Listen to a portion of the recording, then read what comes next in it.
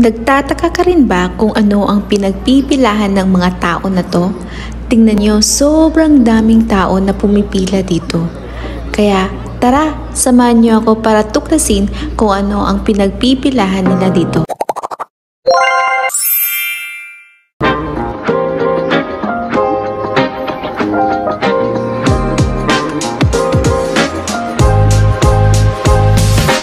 With a J with an N, it's me, JN, and welcome back sa aking YouTube channel.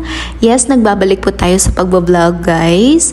And anyway, andito po tayo ngayon sa may B Laban store, kung saan nakikita nyo na napakadaming tao.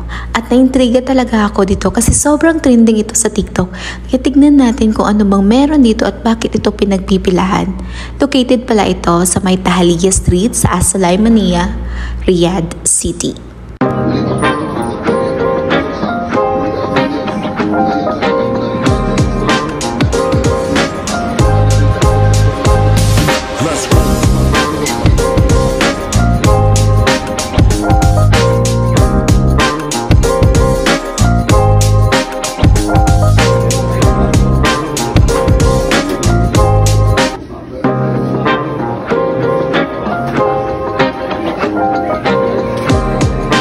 So, hindi naman masyadong mahal yung mga prices nila. Worth it naman yung mga price range nila.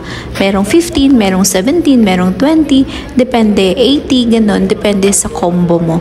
So, ito na nga, napaka-challenging na ginawa ko for today's video, ang pag-order. Paano ako mag-order na ka-Arabic? Kaya yung ginawa ko na lang is nagbe-base na lang ako kung ano ang magandang picture. But anyway, yung gusto ko talaga dito is yung parang mango float siya kasi nag-crave talaga ako ng mango float. So, I ordered that one. Para siyang cake na may cream, na may mangga. At ang sarap-sarap niya as in. At na-order din ako nitong rice, chocolate, almond, and yung pistachio na hindi ko alam kung anong pangalan yun. Basta may pistachio siya, which is my favorite. So, ito yung order ko. Ayan. So, I spent like 60 real. All in all, masarap naman at worth it naman yung pagpila. Hindi siya masyadong katamisan. Ito yung pinaka-the best among the rest. At ano pang hinihintay niyo, magpabudol na din kayo dito sa B Laban sa may Tahaliya Street as Sulaymaniyah. So, hanggang dito na lang. Paalam. Until my next vlog.